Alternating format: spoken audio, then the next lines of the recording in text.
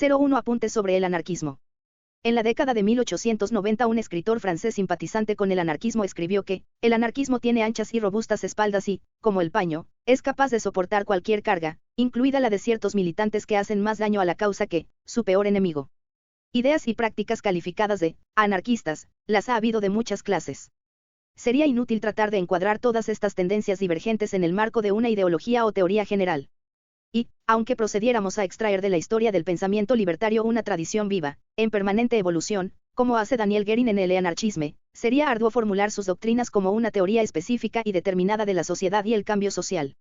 El historiador anarquista Rudolf Rocker, cuya obra ofrece un análisis sistemático de la deriva del pensamiento anarquista hacia el anarcosindicalismo de orientación similar a la de Guérin, pone el dedo en la llaga cuando escribe que el anarquismo no es un sistema social fijo, hermético, sino una tendencia manifiesta en la evolución histórica de la humanidad, que, a diferencia de la tutela intelectual que ejercen las instituciones eclesiásticas o gubernamentales, aspira al desarrollo libre y expedito de todas las fuerzas individuales y sociales del hombre. Ni siquiera la libertad es un concepto absoluto, es solo relativo, pues tiende a expandirse sin cesar y a alcanzar ámbitos cada vez más amplios de las formas más diversas. Para el anarquista, la libertad no es un concepto filosófico abstracto, sino la posibilidad concreta y fundamental que tiene cada ser humano de desarrollar plenamente las facultades, capacidades y talentos que le concedió la naturaleza y ponerlos al servicio de la sociedad.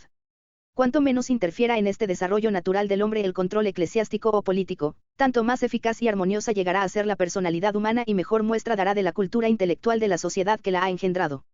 Cabría preguntarse qué interés puede tener el estudio de una tendencia manifiesta en la evolución histórica de la humanidad, en el que no encuentra expresión ninguna teoría social concreta y pormenorizada. En efecto, muchos comentaristas desdeñan el anarquismo, calificándolo de ideal utópico, informe, primitivo y, en todo caso, incompatible con las realidades de una sociedad compleja. Sin embargo, nada impide adoptar una perspectiva muy distinta y afirmar que, en cada estadio de la historia, nuestro propósito debería ser la erradicación de aquellas formas de autoridad y opresión que en otro tiempo pudieron estar justificadas por motivos de seguridad, supervivencia o desarrollo económico, pero que en la actualidad agudizan la miseria material y cultural en lugar de contribuir a paliarla. Desde este punto de vista, no hay ninguna doctrina del cambio social fija, válida para el presente y el futuro, como tampoco existe necesariamente una idea concreta e inalterable de las metas hacia las que debería tender el cambio social. Nuestra comprensión de la naturaleza humana y de la variedad de formas viables de sociedad es sin duda tan rudimentaria que cualquier doctrina con pretensiones universales debe contemplarse con el mayor escepticismo, del mismo modo que deberíamos desconfiar cada vez que oigamos que la naturaleza humana, o los imperativos de la eficiencia, o la complejidad de la vida moderna, requieren tal o cual forma de opresión o autocracia. Sin embargo, en cada época concreta tenemos sobrados motivos para desarrollar, hasta donde nuestro entendimiento lo permita, una realización específica de esta tendencia manifiesta en la evolución histórica de la humanidad, que sea acorde con los desafíos del presente. Para Rocker, el desafío que nos plantea nuestra época es el de liberar al hombre de la lacra de la explotación económica y la esclavitud política y social, y la solución no reside en la conquista y el ejercicio del poder estatal ni en un parlamentarismo embrutecedor, sino en la reconstrucción de la vida económica de los pueblos desde la base y en el espíritu del socialismo. Mas solo los productores están capacitados para ello, pues son el único estamento social creador de valor a partir del que puede surgir un nuevo porvenir. A ellos corresponde despojar el trabajo de los grilletes que le ha impuesto la explotación económica, liberar la sociedad de todos los mecanismos e instituciones del poder político y abrir camino hacia una alianza de agrupaciones libres de hombres y mujeres basadas en el trabajo cooperativo y en una administración en interés de la comunidad. Preparar las masas trabajadoras de la ciudad y el campo para este gran objetivo y unirlas en una fuerza militante, tal es el verdadero propósito del anarcosindicalismo moderno, esa es cabalmente su misión, p. 108. En cuanto socialista, Rocker da por sentado que la auténtica, definitiva y completa liberación de los trabajadores solo es posible bajo una condición, la apropiación del capital, esto es, de las materias primas y los medios de trabajo, incluida la tierra, por parte del conjunto de los trabajadores. En cuanto anarcosindicalista, insiste además en que en el periodo prerevolucionario las organizaciones obreras engendran, no solo las ideas, sino también la realidad del porvenir, encarnando la estructura de la sociedad futura, y aguarda esperanzado la llegada de la revolución que abolirá el aparato estatal y expropiará a los expropiadores. En lugar del gobierno, proclamamos la administración industrial. Los anarcosindicalistas están convencidos de que el orden económico socialista no puede alcanzarse mediante decretos o estatutos gubernamentales, sino en virtud de la colaboración solidaria de las mentes y los brazos de los trabajadores de cada ramo de la producción, es decir, aupando a la dirección de todas las fábricas a los propios trabajadores, de modo que las distintas agrupaciones, fábricas y ramos de la industria pasen a ser los miembros independientes del organismo económico general que se encarguen sistemáticamente de la producción y la distribución de los bienes en interés de la comunidad, mediante acuerdos adoptados libremente. P. 94. Esto lo escribía Rocker poco después de que estas ideas se hubieran llevado a la práctica de forma espectacular en la Revolución Española. Justo antes de que estallara esa revolución, el economista anarcosindicalista Diego Abad de Santillán había escrito: al afrontar el problema de la transformación social, la revolución no puede valerse del Estado como medio, sino que ha de confiar en la organización de los productores. En este principio nos hemos basado y no vemos que haya necesidad de un poder superior al de los sindicatos para establecer un nuevo orden de cosas. Que alguien nos explique qué función, si es que la hay, puede tener el Estado en una organización económica en la que la propiedad privada ha sido abolida y no hay lugar para el parasitismo y los privilegios arbitrarios. La supresión del Estado exige fuerza y vigor, es tarea de la revolución acabar con el Estado. Una de dos, o la revolución entrega la riqueza social a los trabajadores, en cuyo caso estos se organizarán con vistas a la distribución colectiva y el Estado dejará de tener sentido, o la revolución no entrega la riqueza social a los productores, en cuyo caso la revolución habrá sido un fraude y el Estado seguirá existiendo. Nuestro Consejo Federal de Economía no es un poder político, sino un poder regulador económico y administrativo. Recibe sus directrices desde abajo y opera con arreglo a las resoluciones de las asambleas regionales y nacionales. Es un organismo de coordinación, nada más. En una carta de 1883, Engels se mostraba en franco desacuerdo. Los anarquistas ponen las cosas patas arriba. Afirman que la revolución proletaria debe empezar por echar abajo la organización política del Estado.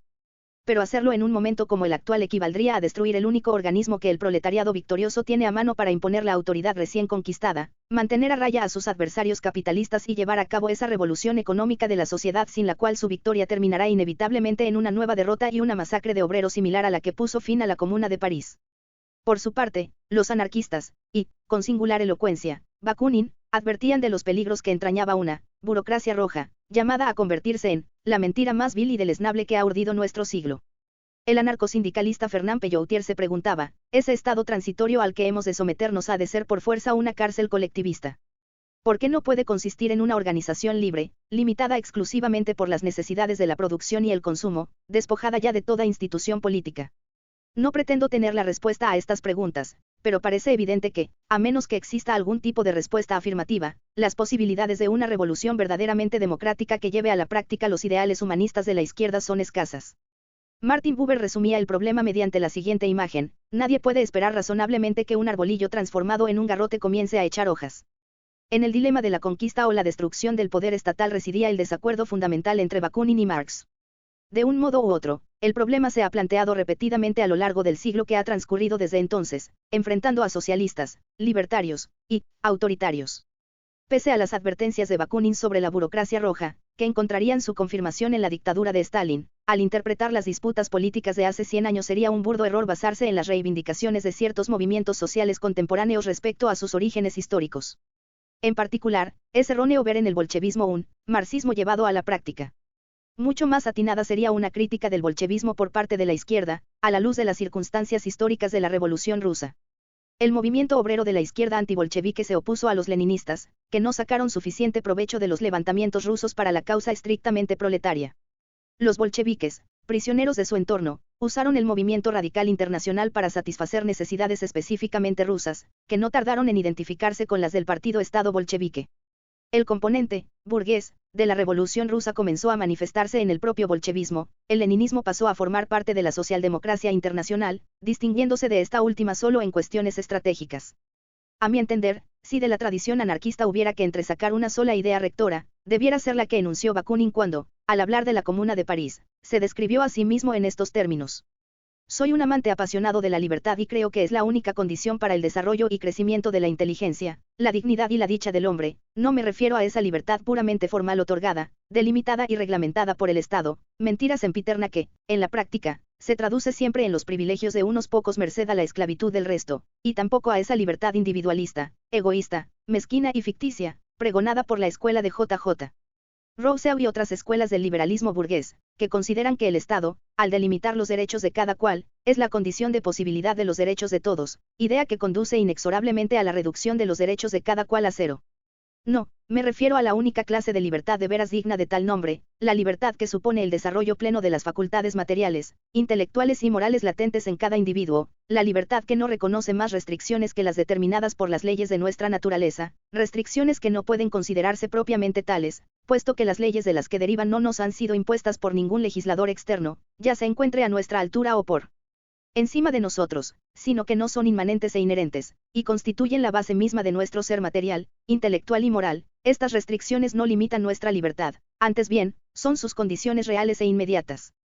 Estas ideas se originan en la Ilustración, hunden sus raíces en el discurso sobre el origen de la desigualdad entre los hombres, de Rousseau, en los límites de la acción del Estado, de Humboldt, en la insistencia de Kant, cuando defendía la Revolución Francesa, en que la libertad es la condición previa que permite adquirir la madurez necesaria para ser libre y no el premio que se otorga tras alcanzar dicha madurez.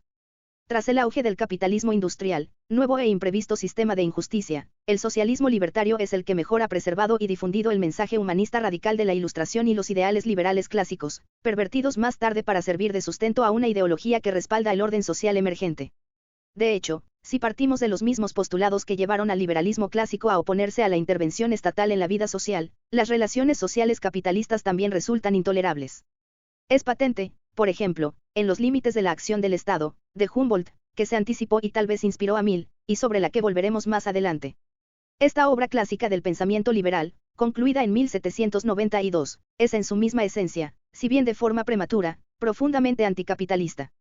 Las ideas que expone han de ser podadas hasta hacerlas irreconocibles para transmutarlas en una ideología del capitalismo industrial.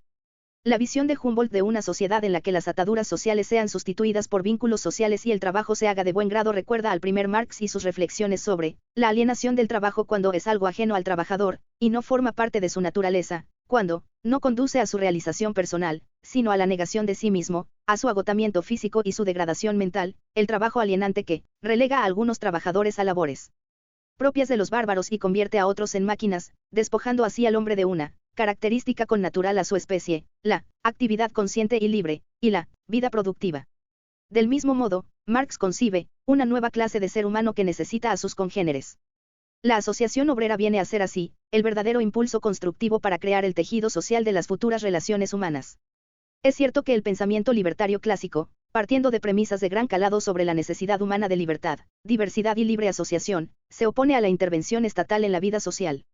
Pero, conforme a las mismas premisas, las relaciones de producción, trabajo asalariado y competitividad del capitalismo, así como su ideología del individualismo posesivo, deben juzgarse profundamente contrarias a la naturaleza humana. El socialismo libertario puede considerarse, con toda propiedad, el auténtico heredero de los ideales liberales de la Ilustración. Rudolf Rocker describe el anarquismo moderno como la confluencia de las dos grandes corrientes que desde la Revolución Francesa fueron adquiriendo su expresión característica en la vida intelectual de Europa, el socialismo y el liberalismo, y sostiene que los ideales liberales clásicos se embarrancaron en la realidad de las formas económicas capitalistas. El anarquismo es por fuerza anticapitalista, pues, se opone a la explotación del hombre por el hombre. Pero también rechaza el dominio del hombre sobre el hombre. Rocker insiste en que el socialismo será libre o no será de ninguna manera. En el reconocimiento de este hecho radica la profunda y genuina justificación de la existencia del anarquismo. Desde este punto de vista, el anarquismo podría verse como el ala libertaria del socialismo. Este es el enfoque que adopta Daniel Guérin al analizar el anarquismo en El Anarchisme y otras obras. Guérin cita a Adolf Fischer, que afirmaba que todo anarquista es socialista, pero no todo socialista es necesariamente anarquista. Del mismo modo, Bakunin, en su Manifiesto anarquista, de 1865, donde sentó las bases de su proyectada Fraternidad Revolucionaria Internacional, estableció el principio de que sus miembros debían ser, antes de nada, socialistas. Un socialista consecuente debe oponerse a la propiedad privada de los medios de producción y a la esclavitud asalariada que conlleva, por ser incompatibles con el principio de que el trabajo debe asumirse libremente y permanecer bajo el control del trabajador. Como dijo Marx, los socialistas aspiran a crear una sociedad en la que el trabajo no sea solamente un medio de vida, sino la primera necesidad vital, meta irrealizable cuando el trabajador se somete a la autoridad de otro o precisa algo más que su propio impulso, aunque alguna forma de trabajo asalariado pueda resultar menos odiosa que otra, ninguna puede eliminar la miseria del trabajo asalariado mismo. Un anarquista consecuente no solo debe oponerse al trabajo alienante, sino también a la embrutecedora especialización del trabajo que se produce cuando los medios de producción mutilan al obrero, convirtiéndolo en un hombre fragmentario, lo rebajan a la categoría de mero apéndice de la máquina, hacen de su trabajo una tortura que lo despoja de sentido, le escamotean las potencias espirituales del trabajo en la medida en que a este se incorpora la ciencia como potencia independiente. Marx no veía en ello un fenómeno inevitable de la industrialización, sino un rasgo distintivo de las relaciones capitalistas de producción. La sociedad del futuro debe ocuparse de sustituir al trabajador especializado actual, reducido a meros fragmentos de ser humano, por el individuo desarrollado cabalmente, apto para las labores más diversas, para quien las diversas funciones sociales no son sino otras tantas formas de dar rienda suelta a sus facultades naturales. Para ello, es requisito previo la abolición del capital y el trabajo asalariado como categorías sociales, por no hablar de los ejércitos industriales de los estados obreros, o las múltiples formas modernas del totalitarismo o el capitalismo estatal. En principio, esta degradación del hombre a mero apéndice de la máquina, a herramienta de producción especializada, podría superarse, en lugar de agravarse, mediante el desarrollo y uso adecuado de la tecnología, pero eso es algo irrealizable bajo las condiciones de control autocrático de la producción por parte de quienes hacen del hombre un instrumento al servicio de sus fines particulares, desdeñando sus metas como individuo, por emplear la expresión de Humboldt. Incluso en el seno del capitalismo los anarcosindicalistas aspiraban a crear asociaciones libres de trabajadores libres, que se implicaran en la lucha militante y se prepararan para asumir la organización de la producción de forma democrática. Estas asociaciones habrían de servir de escuelas prácticas de anarquismo. Si la propiedad privada de los medios de producción es, en la célebre formulación de Proudhon, solo otra forma de robo y de explotación del débil por el fuerte, el control de la producción por parte de una burocracia estatal, por benévolas que puedan ser sus intenciones, tampoco contribuye a crear las condiciones bajo las que el trabajo manual o intelectual puede convertirse en la primera necesidad vital. Por consiguiente, ambos sistemas deben ser superados. Al arremeter contra la propiedad o el control burocrático de los medios de producción, el anarquista se alinea con los que luchan por instaurar la tercera y última fase emancipatoria de la historia. Si la primera convirtió a los esclavos en siervos y la segunda hizo de ellos trabajadores asalariados, la tercera abolirá el proletariado en un acto definitivo de liberación que pondrá el control de la economía en manos de asociaciones libres y voluntarias de productores. Furia, 1848. También Alexis de Tocqueville advertía en 1848 del peligro inminente para la civilización. Mientras el derecho de propiedad fue el origen y el fundamento de tantos otros derechos, fue fácil de defender, o más bien no hubo necesidad de defenderlo, por entonces constituía la ciudadela de la sociedad, siendo el resto de derechos la fortificación que la rodeaba, no tuvo que repeler ningún ataque y, en la práctica, no se produjo ningún intento serio de tomarla al asalto. Pero, hoy que el derecho de propiedad es el último vestigio intacto del mundo aristocrático, hoy que es lo único que queda en pie de su ciudadela, el único privilegio de una sociedad que tiende a la igualdad, la cosa es muy distinta. Basta con pensar en lo que sienten las clases trabajadoras, aunque sigan guardando silencio. Es cierto que no están tan inflamadas como antaño por la pasión política propiamente dicha, pero no veis que sus pasiones, alejándose de la política, son ahora pasiones sociales. No veis que, poco a poco, se difunden entre ellas opiniones e ideas que no persiguen abolir tal ley, ministerio o gobierno, sino disolver los cimientos mismos de la sociedad. En 1871, los obreros de París rompieron su silencio y procedieron a abolir la propiedad, la base de toda civilización. Sí, caballeros, la Comuna pretendía abolir esa propiedad de clase que convierte el trabajo de muchos en la riqueza de unos pocos. Aspiraba a la expropiación de los expropiadores. Quería convertir la propiedad individual en una realidad, transformando los medios de producción, la tierra y el capital, que hoy son ante todo medios de sometimiento y explotación del trabajo, en simples instrumentos de trabajo libre y asociado. La Comuna acabó en un baño de sangre, por supuesto. La verdadera naturaleza de la civilización, que los obreros de París habían tratado de abolir con su ataque a los cimientos mismos de la sociedad, salió de nuevo a relucir cuando las tropas del gobierno de Versalles reconquistaron al pueblo la ciudad de París. Como escribe Marx, con tanta amargura como acierto. La civilización y la justicia del orden burgués se exhiben en todo su siniestro esplendor dondequiera que sus esclavos y sus parias osan rebelarse contra los señores. En tales momentos, esa civilización y esa justicia se muestran como lo que realmente son, salvajismo descarado y venganza sin ley. Las virulentas hazañas de la soldadesca reflejan el espíritu innato de esa civilización, de la que es el brazo vengador y mercenario. La burguesía del mundo entero, que asistió complacida a la masacre que puso el broche a la batalla, se estremece de horror ante la profanación del ladrillo y la argamasa, y vid, pp. 74, 77. Pese a la violenta destrucción de la Comuna, Bakunin escribió que los sucesos de París inauguraban una nueva era, la de la emancipación definitiva y completa de las masas populares y su verdadera solidaridad futura, por encima y a pesar de las ataduras del Estado. La próxima revolución internacional y solidaria de los pueblos será la resurrección de París, una revolución que el mundo todavía espera. Así pues, el anarquista consecuente ha de ser socialista, pero de un modo particular. No solo se opondrá al trabajo alienante y especializado y aspirará a la apropiación del capital por parte de los trabajadores, sino que insistirá además en que esta apropiación se realice de forma directa, sin la mediación de ninguna élite que actúe en nombre del proletariado. Se opondrá, en suma, a la organización de la producción por parte del gobierno, que equivale al socialismo de Estado, a la autoridad de los funcionarios del Estado sobre la producción y a la autoridad de los gerentes, científicos y encargados en la fábrica. La meta de la clase obrera es liberarse de la explotación. Es una meta que no se alcanza ni podrá alcanzarse nunca reemplazando la burguesía por una nueva clase dirigente, solo pueden alcanzarla los propios trabajadores, adueñándose de la producción. La cita procede de 5 tesis sobre la lucha de clases, de Anton Pannekoek, figura destacada de la izquierda marxista y uno de los principales teóricos del movimiento consejista. Y es que, en la práctica, el marxismo radical converge con las corrientes anarquistas, como ilustra la siguiente caracterización del socialismo revolucionario. El socialista revolucionario descarta que la propiedad estatal pueda conducir a otra cosa que al despotismo burocrático. Ya hemos visto por qué el Estado no puede ejercer el control democrático de la industria. La propiedad y el control democrático de la industria corresponde únicamente al proletariado, que elegirá comités administrativos industriales de entre sus filas. El socialismo será, en esencia, un sistema industrial, su estructura electoral será de carácter industrial. De este modo, quienes lleven a cabo las actividades comunitarias e industriales de la sociedad estarán directamente representados en los consejos locales y centrales de la administración social, y el poder de los delegados emanará de quienes llevan a cabo el trabajo y conocen las necesidades de la comunidad. Cuando el Comité Industrial Administrativo Central se reúna, representará a cada sector de la actividad social. Así, el Estado capitalista, político o geográfico, será reemplazado por el Comité Administrativo Industrial del Socialismo. La transición de uno a otro sistema constituirá la revolución social. A lo largo de la historia, el Estado político ha ido asociado al gobierno de los hombres ejercido por las clases dirigentes. La República Socialista será el gobierno de la industria, administrada en nombre de la comunidad. El primero entrañaba el sometimiento económico y político de la mayoría, la segunda traerá la libertad económica de todos y será, por tanto, una verdadera democracia.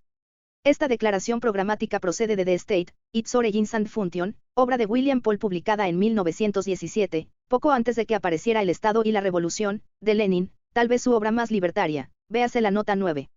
Paul militó en el Partido Laborista Socialista Marxista de Leonista y más adelante fue uno de los fundadores del Partido Comunista Británico. Su crítica del socialismo de Estado guarda cierta similitud con la doctrina libertaria de los anarquistas, ambas parten de la base de que la propiedad y la gestión estatal degeneran en un despotismo burocrático, que la revolución social debe sustituir por la organización industrial de la sociedad bajo el control directo de los trabajadores. Podrían citarse multitud de afirmaciones similares. Lo esencial es que estas ideas ya han sido puestas en práctica en acciones revolucionarias espontáneas, en Alemania e Italia tras la Primera Guerra Mundial o en España en 1936, y no solo en las zonas rurales, también en la Barcelona industrial. Podría decirse que la forma natural de socialismo revolucionario en una sociedad industrial es alguna clase de comunismo consejista. Corrobora la certeza intuitiva de que la democracia se encuentra muy limitada cuando el sistema industrial está controlado por una élite autocrática, ya sea de propietarios, administradores y tecnócratas, ya sea un partido, de vanguardia, o una burocracia estatal. En tales condiciones de dominio autoritario serán irrealizables los ideales libertarios clásicos que desarrollaron por extenso Marx, Bakunin y todos los verdaderos revolucionarios. El hombre no será libre de desarrollar su potencial plenamente y el obrero seguirá siendo, un hombre fragmentario, degradado, mera herramienta de un proceso productivo dirigido desde arriba. La expresión, acción revolucionaria espontánea, puede inducir a error. Los anarcosindicalistas, cuando menos, se tomaron muy en serio la observación de Bakunin acerca de las organizaciones obreras, que en el periodo previo a la revolución deben crear, no solo las ideas, sino también la realidad del porvenir. Los logros de la Revolución Popular Española, en particular, se edificaron sobre el trabajo paciente de muchos años de organización y educación, sobre una larga tradición de compromiso y militancia.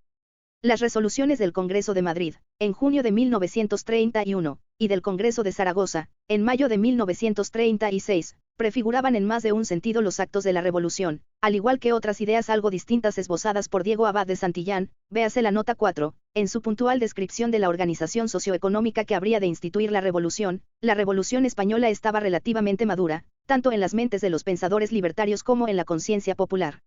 Tras el golpe de Franco, cuando la agitación de principios de 1936 dio pie a la revolución social, el país disponía de organizaciones obreras con la estructura, la experiencia y los conocimientos necesarios para emprender la reconstrucción social.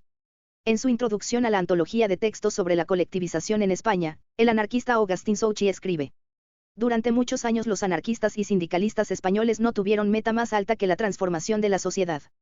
En sus asambleas sindicales y en sus periódicos, folletos y libros se discutía continua y sistemáticamente el problema de la revolución social. Esta es la labor que se esconde tras los logros espontáneos y la obra constructiva de la Revolución Española.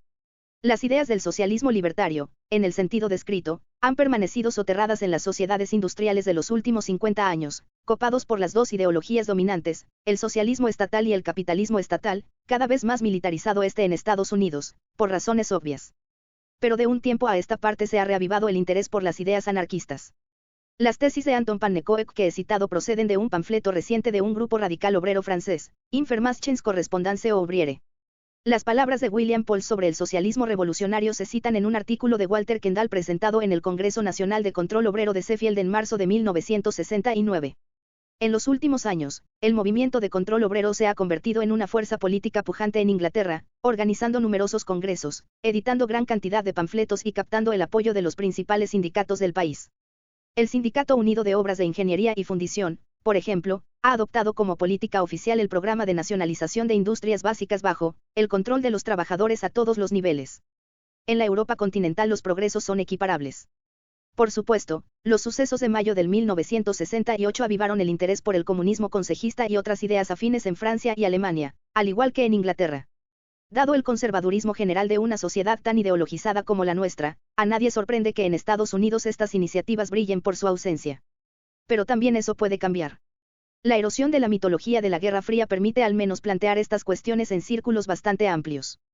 Si logramos contener la actual ola de represión y la izquierda se sobrepone a sus impulsos suicidas para empezar a construir sobre los cimientos que se han puesto durante el último decenio, la organización de una sociedad industrial conforme a principios democráticos reales, que someta el trabajo y la comunidad a un control igualmente democrático, pasará a ser el principal tema de reflexión para todo aquel que sea sensible a los problemas de la sociedad contemporánea.